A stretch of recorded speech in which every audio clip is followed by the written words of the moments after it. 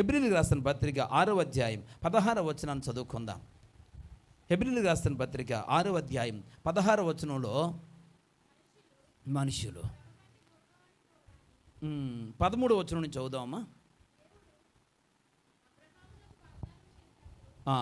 దేవుడు అబ్రహామునకు వాగ్దానం చేసినప్పుడు తనకంటే ఏ గొప్పవాని తోడు అని ప్రమాణము చేయలేదు.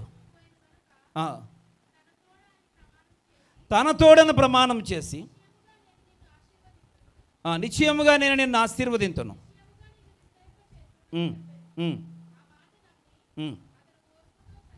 అతడు ఆ మాట నమ్మి అతడు ఓర్పుతో సహించి, దేవునికి స్తోత్రం. 13 నుంచి 15 వచనాల వరకు చదివిన వాక్యాల్లో ఈ మాటలు ఉంటాయి. పిల్లరా, అబ్రహాము దేవుని దృష్టిలో యోగ్యుడిగా కనబడ్డాడు, సహనాన్ని కలిగి ఉన్నాడు.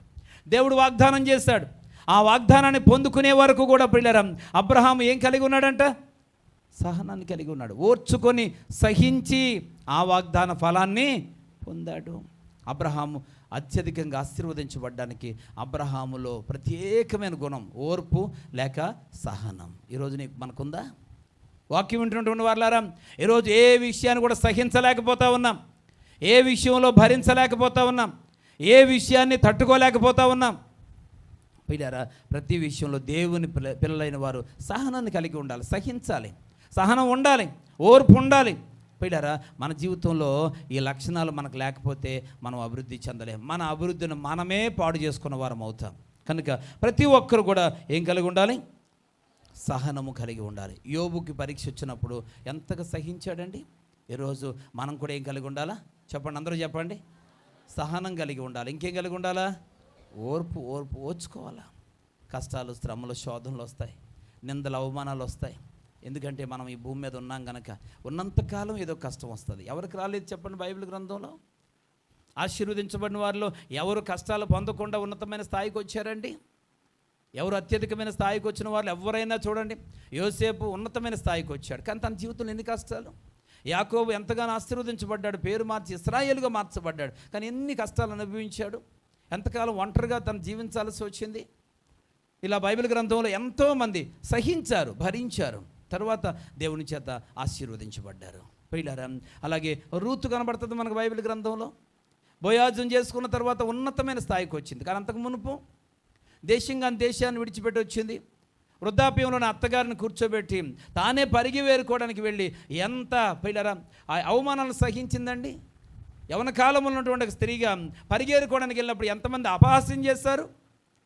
అక్కడ అంతే రాయబడింది, నువ్వు కొద్దివారినే కానీ గొప్పవారినే కానీ అనేక మందిని యవనస్తులను వెంబడించలేదు కనుక మునుపటి ప్రవర్తన కంటే వెనుకటి సత్ప్రవర్తన గొప్పది అన్నాడు దేవుడు. దేవునికి స్తోత్రం. ఋతువు నువ్వు చేసిన దానికి ప్రతిఫలం ఇస్తున్నాను అని దేవుడు అంటాడు. పిల్లారా, అక్కడ ఎంతోమంది అవమానపరిచారు, హేళన చేస్తారు, ఎగ్రిచాస్టులు చేస్తారు, కానీ రూతు పిల్లారా సహించింది. దేశంలోకి వచ్చాను కదా, అత్తగారిని పెంచడానికి వచ్చాను, నేను అత్తగారితో ఉండడానికి వచ్చాను, అత్తగారి దేవుడిని ఆరాధించడానికి వచ్చాను. ఇదిగో సమాజం నన్ను ఎగతాళి చేస్తూ ఉన్నారు, అవమానపరుస్తూ ఉన్నారు, నన్ను మానసికంగా కృంగదీస్తూ ఉన్నారు, నన్ను అనేక విషయాల్లో హింసిస్తూ ఉన్నారు. అన్ని పిల్లలు సహిస్తూ ఉంది, అన్ని ఓర్చుకుంటూ ఉంది. ఓర్చుకున్న రూతు జీవితంలో రెండంతల ఆశీర్వాదం అత్యధికంగా అభివృద్ధి చెందింది. పిల్లారా, బోయాజు అనేటువంటి యవనస్తుడు పిల్లారా ఆస్తిపరుడు, ధనవంతుడు, విధవరాలైనటువంటి రూతును వివాహం చేసుకున్నాడు. ఆ దేశంలో ఒక గొప్ప సంపన్నురాలుగా రూతు మార్చబడిందండి. తన స్థితిగతులు, తన యొక్క జీవితమే మారిపోయింది పిల్లారా, తన సాక్ష్యమే మారిపోయినట్టుగా మనం చూస్తూ ఉన్నాం. ఇప్పుడు మునుపటి రూతు కాదు ఆమె, ఆశీర్వదించబడిన రూతు. కానీ ఎన్ని కష్టాలు అనుభవించింది. ఈరోజు నీ జీవితంలో సహనం లేదు, నువ్వు సహించటం లేదు, ఏ చిన్న విషయాన్ని కూడా సహించడం లేదు, నువ్వు చేసిన తప్పు కూడా నువ్వు సహించటం లేదు. ఏమండి, అనుకోకుండా వచ్చే వాటినే సహించాలా? చెయ్యని నేరానికి ఎవరైనా నిందేస్తే అదే సహించాలంటే చేసిన దానికి కూడా ఎవరైనా అంటే భరించలేకపోతున్నామే. ఇదంత ఘోరమైన విషయం.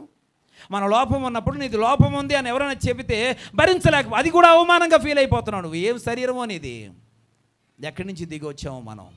అలా ఆలోచించకూడదు పిల్లారా, ఆలోచించకూడదు. మన లోపాలని దేవుడు సరి చేస్తున్నప్పుడు సరి చేయబడాలా. హల్లెలూయా, హల్లెలూయా. కాబట్టి ప్రతి ఒక్కరూ కూడా దేవుని సన్నిధిలో మనం ఎలా ఉండాలో సహనాన్ని కలిగి ఉండాలి.